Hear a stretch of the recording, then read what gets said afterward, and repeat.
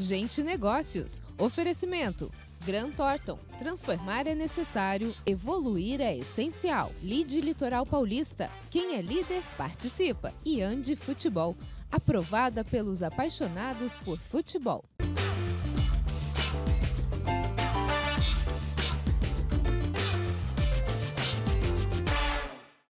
Olá, bom dia, seja muito bem-vindo ao Gente Negócios, que hoje traz até você a história do Rafael Vinholes. Rafael é administrador com especialização em gestão de empresas pela FGV e formação executiva pela Fundação Dom Cabral Start SE. Participa de comitês de inovação com inteligência artificial da I2AI, do executivo do LIDE Litoral Paulista e do executivo de portaria remota da Associação Brasileira de Segurança Eletrônica. Além disso, é CEO e sócio fundador do Grupo MS, organização do ramo de terceirização de serviços no segmento de limpeza e facilities. É CEO e fundador da Safer, uma spin-off do grupo que se tornou líder de mercado em menos de 2 anos de atividade.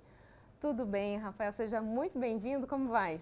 Tudo bem, Roberta? Obrigado pelo convite. Obrigado, Jarbas. Um prazer estar aqui no programa com vocês. E a gente tem também o nosso comentarista aqui, Jarbas Marques. Tudo bem, Jarbas? Bem, obrigado. Sempre bom estar aqui com uma das jovens lideranças aqui da região.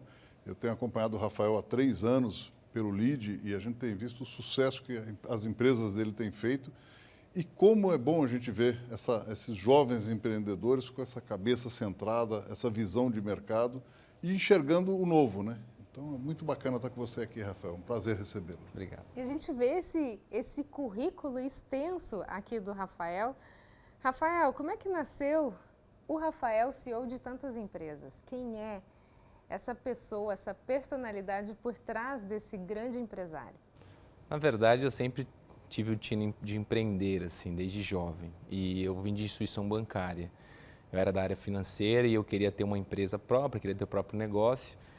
E eu decidi sair e buscar um negócio. Fiquei focado em franquias, fui estudar o mercado, até que eu conheci minha sócia por intermédio do meu irmão, que trabalhava como engenheiro civil. Ela atuava numa consultoria de negócios e um dos negócios que ela atuava era a limpeza pós-obra. Ela vendia esse serviço. E aí eu me ofereci sem custo para poder entender sobre o negócio, para entender sobre o mercado. A gente começou a trabalhar em conjunto. E qual que é a dificuldade quando você vende o serviço de terceiros, né? Quando você tem um problema, o cliente que você vendeu ele vai ligar para você. Só que a gente conseguia fazer a venda, mas não tinha resolução nenhuma sobre problemas, a gente não tinha autonomia sobre os problemas. E isso aconteceu diversas vezes até que um grande cliente falou que só contrataria novamente se a empresa fosse nossa. E aí era uma empresa de limpeza do qual eu nunca tinha ouvido falar sobre... Você sentiu a faca no pescoço, no isso, pescoço. Ou vai ou racha. Ou aprende ou a gente não vai ter o serviço. Foi então que nós sentamos e decidimos abrir naquele momento a MS em conjunto.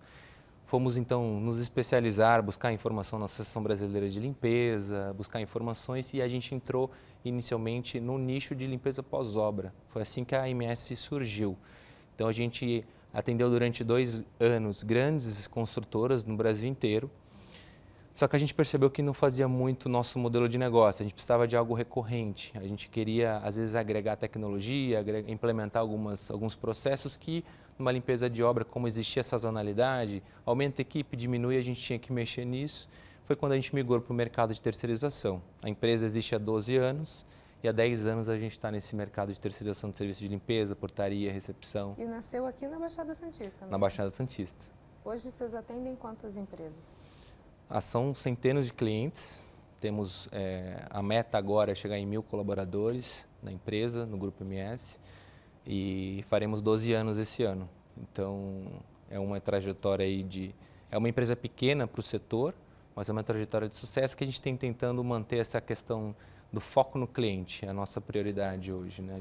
Isso que ele está falando, né, o Jarbas, é importante porque a gente sempre ouve muito falar aqui na nossa região a dificuldade que a gente tem de bons prestadores de serviço, né? Eu acho que a empresa ter esse foco no cliente faz toda a diferença, né? E é tão bacana, Roberto, que como eu tenho acompanhado a trajetória, que a MS já não é mais uma empresa regional, ela já está expandindo os negócios, né? Então está em outras regiões aqui no estado de São Paulo principalmente, mas também com atividades até fora do estado, por causa desse foco no cliente, né? E como é, Rafael, quando você fala em foco no cliente, obviamente você, seus sócios, tem esse foco, mas como é passar isso para a equipe, que você tem hoje mais de 500 colaboradores, como é fazer que lá na tua base esse teu profissional entenda que isso é importante para a sobrevivência da empresa e do emprego dele também, né? A gente tem alguns processos bem definidos, a gente procura ser o mais transparente e claro possível para os colaboradores, mas a premissa é escute o cliente. Às vezes a gente quer encontrar a solução para o cliente sem ao menos escutá-lo. O grande problema está aí. E a gente entendeu, principalmente no nosso setor. As pessoas elas estavam acostumadas a contar, que a gente fala cabeça, né? Elas querem quantidade de pessoas, elas não querem um serviço feito. Então a gente precisa readequar para isso, falar assim, o que você realmente precisa ser feito aqui, qual que é a demanda que você tem, em cima disso a gente monta o escopo, escutando o problema. Então, basicamente é isso, a gente repassa a informação de que, primeiro, para você solucionar o problema, você precisa entender a dor do cliente e aí sim, em conjunto, a gente vai solucionar. Óbvio que a qualidade é premissa básica para isso, mas sem você souber o que você precisa fazer, você realmente, se você não souber, você não vai conseguir encontrar nenhuma razão para isso. Quando você fala desse, um dos segmentos é a questão da limpeza, né? Sim. E a gente teve esses 2 anos de pandemia e depois nessa retomada econômica, nessa volta, muita gente com medo e, obviamente, a função de vocês foi fundamental e primordial, né? Para que a gente tivesse uma retomada econômica com segurança. Até as pessoas sentirem essa sensação de segurança, até tentarem retornar à vida de uma forma normal, como é que vocês trabalharam esse quesito, limpeza e segurança? É até engraçado falar, mas o setor de terceirização de limpeza e segurança ela cresceu 94% durante a pandemia. Ou seja, a pandemia foi maravilhosa para o seu segmento. Assim, para alguns setores sim, né? No sentido de condomínios, por exemplo, as pessoas deixaram de trabalhar em empresas e foram trabalhar em casa, autônomas. Então o volume dentro dos condomínios aumentou muito. Então empresas que eram mais focadas em indústrias tiveram um impacto muito grande. Empresas focadas em condomínio não sentiram impacto, na verdade, tiveram um crescimento. Normalmente as empresas elas são bem diversas nisso, então acaba tendo um impacto de perda aqui e um crescimento ali. Mas esse número é importante para a gente ver como a demanda aumentou. A limpeza deixou de ser um item que as pessoas olham e não notam para se tornar um item essencial.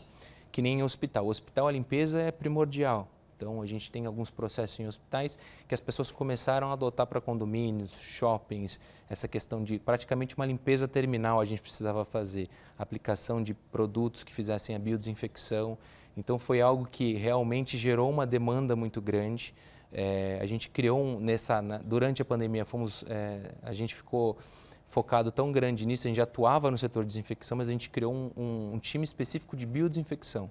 Então, dentro do nosso portfólio, hoje a gente tem já definido biodesinfecção, a gente importou equipamentos suíços que são utilizados, por exemplo, no HCOR, para desinfecção hospitalar, para a gente atuar em grandes contas ou até navios a gente atua aqui no porto, ajudando nesse período. Então, quando o navio atracava aqui, a gente entrava, fazia desinfecção para poder ter toda a premissa da Anvisa, mas o setor em si ele foi muito impactado nessas indústrias e comércios, mas nos condomínios, ao contrário, teve um acréscimo muito grande. E esse mercado teu ainda está crescente, mas é um mercado que tende a ter uma ruptura por causa das tecnologias, né?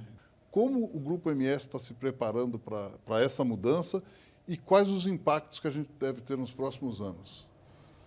A substituição, né, de algumas funções, isso vai acontecer, como já vem acontecendo. A MS ela atua fortemente com tecnologia, mas a gente sabe que só a tecnologia não funciona. A gente precisa dar uma mão de obra qualificada. O grande segredo é você trazer eficiência para o seu cliente. Então, o que a gente procura é sempre entender o que há de melhor tecnologia, o que é aplicável e financeiramente rentável. Porque existem tecnologias que são humanamente impossíveis ali de um cliente pagar.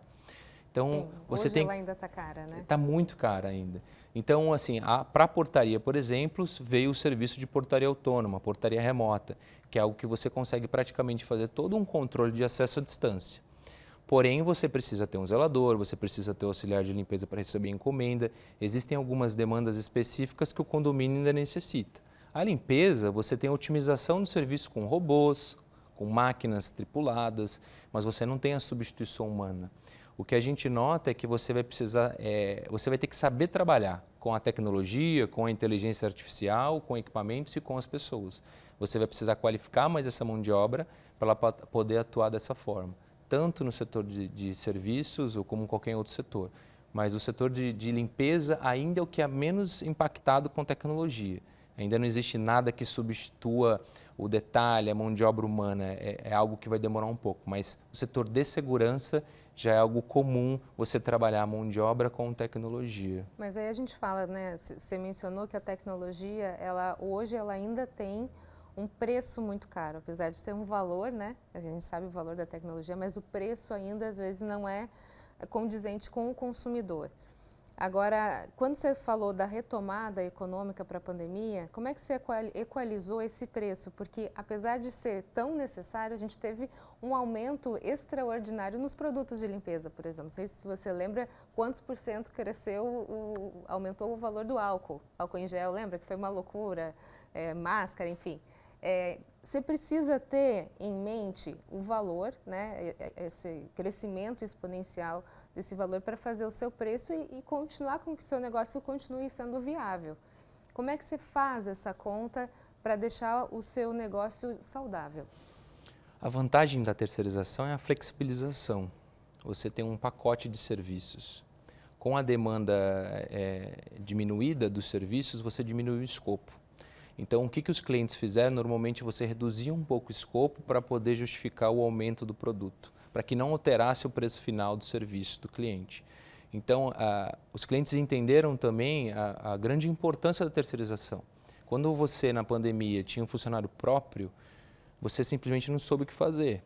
Grandes empresas que tinham equipes gigantescas ou tinham que desligar todos os colaboradores e não tinham caixa para isso, os funcionários ficavam desempregados, não existia um setor ou um sindicato específico igual o nosso trabalhando em conjunto para achar uma solução. Então, a pandemia, para o setor de terceirização, no sentido de mostrar a importância, a flexibilização, a burocratização que acaba saindo, porque a gente consegue ser flexível. Ó, esse mês eu quero 50 pessoas, mês que vem eu quero 30, a gente consegue ser flexível. Quando você tem um funcionário orgânico, você não consegue ter essa flexibilidade, principalmente na questão de preço. Então, normalmente, todos os nossos clientes, a gente teve que sentar, renegociar contrato, suspender alguns prazos de contrato, 15 dias, 30 dias, reduzir escopo para poder manter a conta ou até diminuir a conta para manter a viabilidade de contrato, porque realmente o acréscimo foi absurdo. O EPIs foi um impacto muito grande para todos. Rafael, você está engajado também em alguns projetos de cidades inteligentes, né, as Smart Cities. Conta um pouquinho desses projetos e com uma região como a nossa, que a gente, comparando com alguns indicadores aí nacionais, ela está até boa em segurança, mas se a gente comparar internamente, a gente vê que tem muita oportunidade de melhorar. A segurança aqui não está perfeita, está longe disso. Conta um pouquinho o que você está abraçando e o que você está olhando para frente, você está enxergando longe, né? É um trabalho conjunto. Quando a gente atua com controle de acesso ou segurança de um condomínio ou de uma empresa, a gente tem que olhar até o entorno todo. Não adianta só fazer a segurança do local. Você precisa ter uma segurança geral para que aquilo ali funcione de uma forma correta. A gente vem trabalhando com muita questão da inteligência artificial. Hoje a gente atua com uma inteligência que ela faz análise comportamental e eles até brincam que eles querem prever o crime. Então, é uma análise que ela entende o que acontece naquela região onde a câmera funciona e o que é fora, o que não é normal, ela avisa. Então, hoje, uma central operacional que nós temos em todas as cidades aqui, ela atua sendo corretiva, né? Espera acontecer para poder ir atacar, ela não consegue ser preditiva.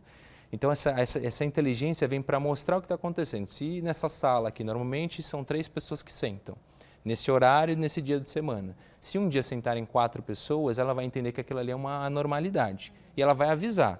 Aí a central vai falar, isso aqui não é uma normalidade. Ela vai ensinando essa inteligência para que seja uma... Então, assim, novamente, é você trabalhar com a tecnologia, a mão de obra para poder... E isso, quando a gente fala de Smart Cities, é extremamente essencial, porque você tem um CCO que consegue ter por exemplo, um carro numa contramão, a inteligência entende. Aglomeração, onde não existe, isso pela sazonalidade, dia de semana, horário, a gente consegue ir mapeando para poder otimizar o serviço da central e ganhar assim mais segurança. Então, o foco principal que a gente trabalha hoje, se a gente fosse falar só seria essa inteligência artificial, que ela atua na análise comportamental. Rafael, para a gente finalizar aqui, eu sei que tem muito papo ainda pela frente, mas muitos empresários hoje se preocupam com a questão política, né? Alguns já saíram do país, outros estão aguardando para ver o que vai acontecer, outros resolveram arregaçar as mangas e estão trabalhando, mesmo independente do que se pensa de governo. Em que categoria o Rafael se enquadra? De arregaçar a manga, né? Sempre. Acho que não há espaço para empresários que realmente acreditem que aceitem a situação do jeito que está. Eu acho que, independente da sua posição política, a gente precisa continuar trabalhando, buscar fazer a nossa parte, porque não adianta a gente só cobrar dos outros sem fazer a nossa parte. Eu acho que as pessoas têm que olhar um pouquinho mais para dentro, tentar buscar o que há de nossa responsabilidade, o que eu posso fazer para poder melhorar. Então, o Rafael é a pessoa que arregaça a manga e vai trabalhar. Só uma perguntinha rápida. O que mudou a tua vida com a paternidade? Muita coisa. Responsabilidades, focos diferentes, mas é uma coisa fantástica. Eu acho que quem não passou e é algo que me falavam que seria diferente e só você vivendo para poder saber. Então é algo que vale muito a pena, sim. Desafio maior que qualquer empresa, né? Qualquer empresa. É uma empresa com vontade própria, né? Ou vontade, né, Jarbas? Só quem é pai e mãe sabe. Rafael, muito obrigada pelas suas informações. Sucesso para você nas suas empresas, na sua vida, como pai, para frente, com autorresponsabilidade, independente do que vier. A gente está aqui para crescer, né? Com certeza. Obrigado, Roberta, pela oportunidade. Obrigado, Jarbas. Prazer participar do programa com vocês. A gente vai para um rápido intervalo e, na sequência, você conhece a história da Carolina Massucci. Não sai daí um minutinho. A gente volta já já. O que nos move e nos transporta para o futuro. Dinamismo para acompanhar as evoluções tecnológicas e os novos modelos de negócios. Dinamismo para inovar. Se superar as expectativas é importante para você, é importante para nós também. Oferecemos soluções completas para potencializar o crescimento sustentável do seu negócio e projetá-lo para o futuro. Esteja onde estiver, conte com a gente.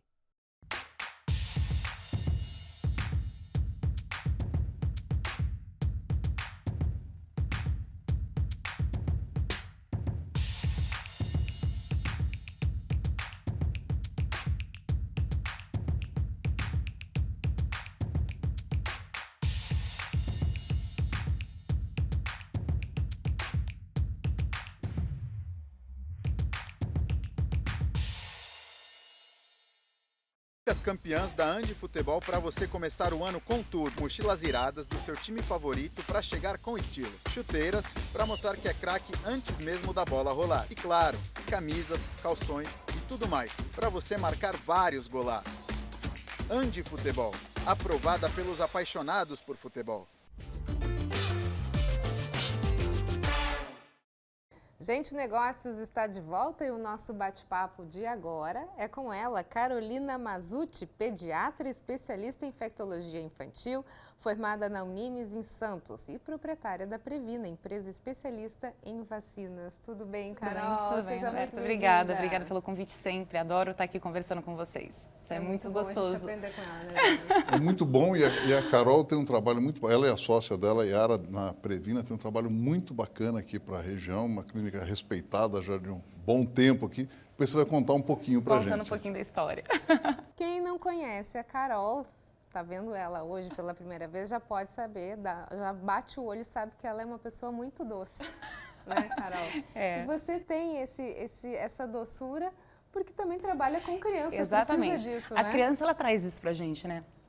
Eu acho isso muito gostoso, porque eu acho que a criança, por mais que você esteja num momento assim meio triste, meio chateada no teu dia a dia, quando você entra em contato com uma criança, ela te traz essa alegria, né? Ela te traz essa vontade, por mais que ela esteja doentinha e tudo mais, é um pouquinho diferente. Quando você lida com o adulto e lida com a criança, ela te traz uma energia gostosa, né? E a gente tenta fazer isso também, com que fique confortável e gostoso para ela. Porque para ela também é muito difícil, né? Às vezes a mãe assusta, eu vou te levar no médico se você não se comportar e para te dar uma injeção. Então a criança também já se assusta um pouquinho com relação a isso, então a gente tem que levar realmente de uma forma lúdica, com atenção, com qualidade, né? A doutora da injeção tem que ser uma doutora muito querida, senão... Tem que ser com calma, né? Com tranquilidade, né? O turbilhão de emoções a gente deixa do lado de fora da porta e quando a gente está no atendimento infantil tem que ser um pouquinho diferente, né? Carol, e exatamente esse é um ponto que você tocou, que é um ponto importante, né? Você é proprietária de uma empresa de vacinas. E quando a gente fala de vacina, a gente está falando geralmente de injeção. E de criança com injeção, que é uma coisa que não combina muito. Sim. Que estratégias você usou para que você tenha que seja possível botar no mesmo ambiente uma vacina e uma criança feliz? A gente tenta fazer isso dentro do nosso serviço, então eu trago um pouco isso da minha experiência infantil antes da Previna, né? Eu trabalho com pediatria, vai fazer quase 19 anos. E aí a gente tenta trazer um pouco dessa coisa lúdica, né? E a gente não só trazer o lúdico para a criança, mas sim o conforto para os pais. Porque se os pais estão muito tensos, muito ansiosos, nervosos, passa essa ansiedade para a criança, mesmo que ele não saiba que ele passa. Então, se a criança vê o pai ou a mãe ou o cuidador tranquilo, gostando do ambiente, confortável com o ambiente, fica mais confortável para a criança. Então, essa eu acho que é a primeira estratégia. Deixar e entender que aquela situação é para a saúde, não é algo mal, maléfico, algo que eu vou te punir de dar a injeção para algo ruim para você, né? A gente tem essa linha de raciocínio eu vou te levar no médico porque você está mal criado, não sei o quê, eu vou te dar injeção. Vou te dar uma injeção. Mas a gente tenta fazer com que mostre que aquilo seja uma forma de saúde, de prevenção em saúde. Algumas outras técnicas, como assim, possivelmente a malmalgesia, que é uma técnica que a gente, quando a mãe ainda amamenta aquele bebê, a gente coloca aquele bebezinho durante a vacina, durante a aplicação no seio materno e ela faz a sucção e isso conforta a criança, conforta a mãe, conforta a criança, então fica menos chorosa. Então a gente tenta criar estratégias não farmacológicas dentro do espaço para a gente deixar mais confortável a mãe e a criança. Nos últimos anos, as clínicas, imagino que a Previna também tenha, assim, usou de alguns artifícios, né? Por exemplo, a inteligência artificial, isso, ou você coloca aquele óculos. Tem, isso. Eu tive um caso de uma das minhas filhas que morre de medo de injeção, ela tinha que tomar da catapora. Sim. E aí eu falei, não, fica tranquila, filha, você vai botar o óculos e aí vai dar tudo certo, né? E aí a atendente colocou o óculos nela. E aí eu acho que passava um filminho lá de uma abelhinha, alguma coisa assim. Só que não casou o tempo da injeção com a da abelha. Então o que aconteceu? A moça deu a injeção, ela não sentiu, ficou quieta. Saiu a injeção, ficou todo mundo olhando. Quando a abelha vai e pica, não sei como é, ela deu um grito. Ai, olha só, então foi meio... Óculos, falou, olha aqui como não dói. Presta atenção como não dói. É isso mesmo, tem algumas estratégias assim. A gente, na clínica, nesse momento, a gente não viu essa necessidade do uso da inteligência artificial nesse sentido, porque a gente também acredita que é importante a gente ter uma conversa, uma empatia com a criança em relação ao que vai acontecer. A gente tem um pouco dessa outra linha de mais conversa e no atendimento um pouquinho diferenciado nesse sentido. Carol, na época da Covid, no auge da Covid, teve uma corrente, primeiro veio de fora, mas aqui no Brasil funcionou também, contra a vacina. Sim. E nós vivemos num país tropical, aqui todos nós tomamos todas as vacinas da nossa vida. Como fazer para quebrar essas barreiras? Porque quando você vem lá do primeiro mundo, grandes potências com esse discurso, eles não têm os problemas tropicais que nós temos, a importância de ter a vacinação. Conta um pouquinho, primeiro o que é isso, o que aconteceu e como é que luta contra. E depois se isso impactou nos seus negócios também. O antivacinismo, ele veio realmente na Europa, começou na Europa, depois foi para os Estados Unidos, depois caiu aqui para a gente, justamente pela globalização que a gente vive, né? Tudo chega de fácil acesso. E eu acho que o que a gente faz, o que a gente precisa fazer e que a gente sempre conversa é isso. É passar informação de qualidade. A gente precisa trazer informações de qualidade para o nosso público. Porque o diz que me diz que a leitura só de títulos não sabe de onde é que veio essas informações. Então, as notícias que não são corretas acaba disseminando muito rápido. Por quê? Porque a quantidade de notícias realmente de qualidade vem numa demanda muito menor do que as que não são de qualidade. E isso faz com que elas fiquem restritivas às que são de qualidades. Existe um impacto, sim, quando a gente pensa em questão de vacinação, tanto em clínicas particulares como, infelizmente, das vacinações públicas. Mas se a gente conseguir cada vez mais fazer as informações chegarem num movimento muito maior do que as não corretas, a gente faz a diferença. Então, acho que o que a gente precisa é isso, é estar conversando e trazendo informação sempre de qualidade das vacinas. Conscientização. Conscientização, né, porque eu acho que isso ainda falta. As informações que realmente precisam chegar, elas têm uma velocidade diferente daquelas que não são legais. Agora, a gente está falando sobre a questão das vacinas, você falou, né, de trazer a realidade para a criança, de conversar. E um ponto, Carol, que está vindo agora muito forte é a questão da telemedicina. E, assim, de uma forma é ótimo, né? Porque você tem a tecnologia, você tem a rapidez. A Covid, ela nos trouxe isso, né? Muito do remoto. Agora, quando se fala em medicina, né? Pelo menos do meu ponto de vista, ainda mais quando você fala de criança, você fala de olho no olho, de tocar, de sentir. É possível você ter um serviço de qualidade na telemedicina? Eu acho que a gente tem que desenhar um cenário principalmente nosso do Brasil, né? Se a gente pensar em lugares onde são de difícil acesso à saúde, então pensando, sei lá, no interior da região norte, numa cidade super pequenininha no Amazonas, e eles conseguirem ter um contato super direto com um grande centro de São Paulo, isso é perfeito, né? Então, pessoas que têm dificílimo acesso, poder discutir casos com alguém de grandes centros, isso é primordial. Se a gente trouxer essa situação para o nosso nicho, realmente é um pouco difícil. Eu faço os 2 atendimentos, são totalmente diferentes. Mas eu acho que com ajustes e a gente já conhecendo um paciente, a família, no presencial, a gente consegue fazer um ajuste da telemedicina.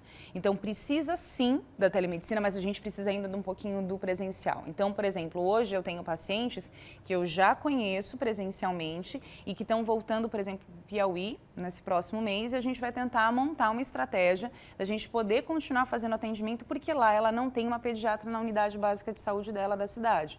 Então, essa estratégia a gente consegue fazer.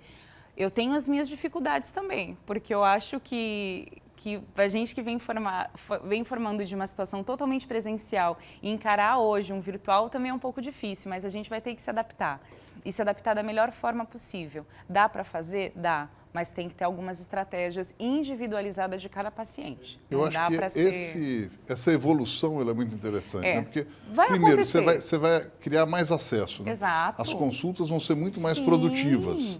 Por outro lado, em algumas situações, você vai precisar do presencial. Né? Então, justamente encontrar esse equilíbrio. Né? E a gente está num processo de mudança. Né? A mudança vai ter o desconforto natural e, com o tempo, eu tenho certeza que vai ter esse equilíbrio. Vai ter. E se a gente não se ajustar, a gente também não vai ficar fora de mercado, pensando realmente em mercado profissional. Então, a gente precisa sim desse ajuste e individualizar cada caso. Vai ter caso que realmente vou conversar com o cuidador, com a mãe, vou falar, olha, infelizmente não dá para a gente ficar só na telemedicina, procure um pronto atendimento ou venha ao meu consultório, enfim. Mas tentar ajustar da melhor forma possível, porém individualizado, não dá para generalizar. Eu tenho uma outra impressão também, você me corrija, muitos casos de pronto-socorro, principalmente, talvez a telemedicina seja melhor. Você não precisa levar a criança ou adulto para o posto e você atende à distância e fala, esse aqui eu consigo resolver a distância. Porque medique dessa forma. Tem certas coisas que dá para ser resolvidas. E talvez 70% você resolva para essas situações de emergência. Que dá, não tem como não, né? A gente tem que pensar, muitas pessoas continuaram fazendo atendimento, por exemplo, psicológicos, psiquiátricos, totalmente online e se deram super bem, tanto para os pacientes quanto para os profissionais. Então, eu acredito que sim, mas a pediatria em específico, ela tem um nicho, principalmente no primeiro ano de vida, que você faz uma avaliação principalmente de peso, estatura, perímetro cefálico, você precisa examinar, tem que ter algumas coisinhas mais peculiares. Então, vai ser individualizado, não dá para generalizar, principalmente a pediatria. E a pediatria é um nicho tão grande, né? Porque é de 0 a 12, 13, tem gente que atende até um pouquinho mais, até os 18 anos. Então, e a gente vê que nesses primeiros anos de vida tudo muda tão rápido, né? Então, tudo... Tem jeito, tem que ser individualizado. Doutora Carolina Mazzutti, muito obrigada pelas suas informações. Parabéns pelo seu trabalho. Sucesso para nós. Obrigada a todos. Obrigada, Jarbas. Obrigado, Roberto. Obrigado, Carol. Obrigada sempre. Gente, Negócios fica por aqui. Muito obrigada pela sua companhia. A gente se vê na semana que vem. Até mais. Tchau, tchau.